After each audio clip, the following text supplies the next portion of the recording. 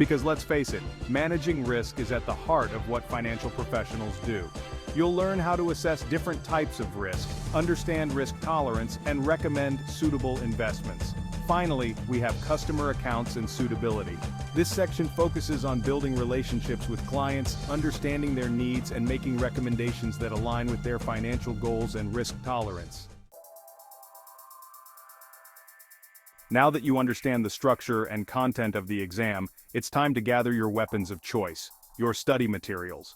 Remember those textbooks you thought you'd never need after college? Well, dust them off because you'll need a good one dedicated to the Series 7.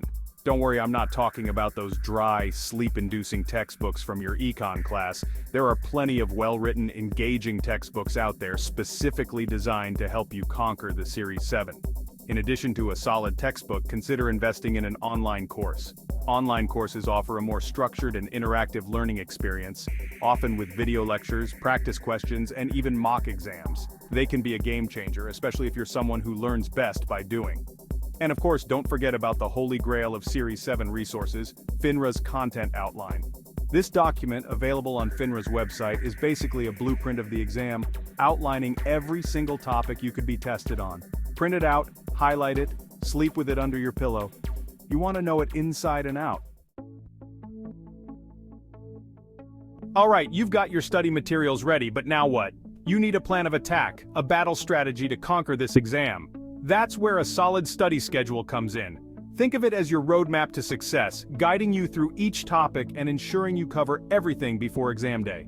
The first step is to figure out how much time you can realistically dedicate to studying each day. Be honest with yourself and your schedule. Can you spare an hour before work, 2 hours after dinner? Remember, consistency is key here, so it's better to study for shorter periods consistently than to cram everything in last minute. Once you know how much time you have, break down your study material into manageable chunks. Don't try to tackle everything at once. That's a recipe for burnout. Instead, set daily or weekly goals, focusing on specific topics or chapters. This will make the material less daunting and help you track your progress. And just like any good workout routine, your study schedule needs breaks. Don't underestimate the power of stepping away from the books and giving your brain a rest. Schedule in time for activities you enjoy, whether it's hitting the gym, catching up with friends, or simply taking a walk in nature. Now it's time to roll up your sleeves and dive into the actual content. Remember those 4 main sections we talked about earlier? Approach each one strategically, starting with the foundational knowledge and seeded content and building from there. As you work through the material, focus on understanding the concepts, not just memorizing facts. The Series 7 exam is notorious for its tricky wording and scenario-based questions, so simply memorizing definitions won't cut it. You need to be able to apply your knowledge to real-world situations. One of the best ways to do this is through practice questions. As you cover each topic, test yourself regularly with practice questions from your textbook, online course, or other resources. This will help you identify any areas where you're struggling and reinforce the concepts you've learned.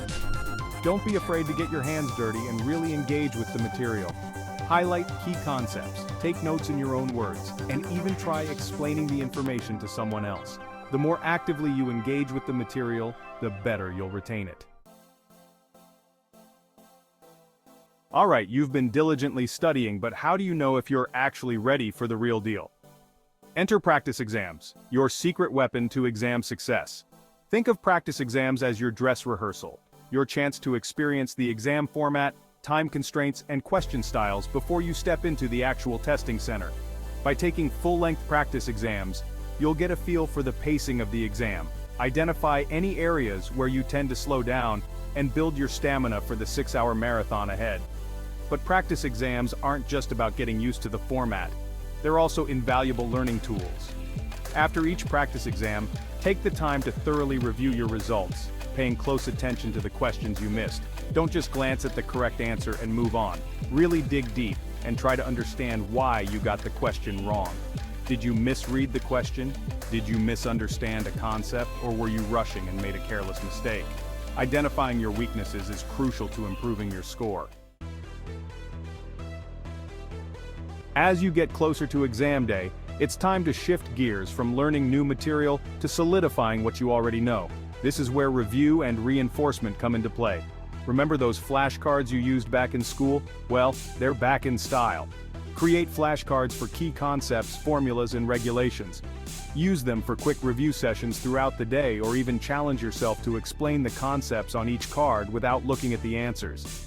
Flashcards are a simple yet effective way to keep the information fresh in your mind. Consider forming a study group with other people preparing for the Series 7. Discussing the material with others can help you solidify your understanding, identify any gaps in your knowledge, and learn from different perspectives. Plus, it's a great way to stay motivated and accountable. If you're struggling with specific topics, don't hesitate to seek help. Consider hiring a tutor or enrolling in a review course that focuses on those areas. Sometimes getting a different perspective or explanation can make all the difference in your understanding. The big day is almost here, and you can practically taste victory.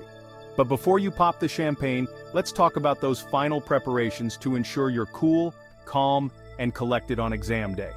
In the week leading up to the exam, focus on reviewing the material you've already covered. Don't try to cram in any new information at this point. That will only lead to confusion and stress. Instead, solidify your understanding of key concepts, formulas, and regulations. Get a good night's sleep the night before the exam. I know, easier said than done when you're nervous, but trust me on this one. A well-rested brain is a sharp brain, and you'll need all your mental power to tackle those exam questions. On the morning of the exam, eat a healthy breakfast to fuel your brain. Avoid sugary foods or drinks that will lead to a mid-exam crash. Stick to complex carbohydrates, protein, and healthy fats to keep your energy levels stable throughout the day. Arrive at the testing center early to avoid any unnecessary stress.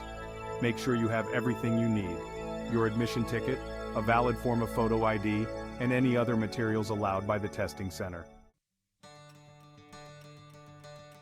You're here, you've made it to exam day. Take a deep breath and remember all the hard work you've put in. You've got this. As you sit down to take the exam, take a moment to center yourself and calm any pre-exam jitters. Close your eyes, take a few deep breaths, and visualize yourself succeeding.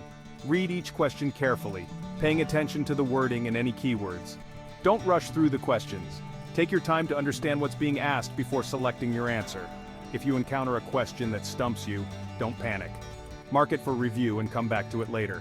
Sometimes working through other questions can jog your memory or give you clues to help you answer the tougher ones. Manage your time wisely. Keep an eye on the clock and pace yourself accordingly. Don't spend too much time on any one question. Remember, you need to answer all 260 questions within the allotted time. That's it. You've got the knowledge, the strategy, and the mindset to absolutely crush the Series 7 exam. Remember, success in this industry is all about conquering challenges head-on, and this exam is just the first of many. By following the steps we've outlined, you're well on your way to passing the Series 7 exam on your first attempt and launching your career as a general securities representative. The world of finance is waiting for you. Go out there and make it happen. And hey, before you go celebrate, don't forget to hit that like button and subscribe to the channel for more videos on acing your financial career. I'll see you in the next one.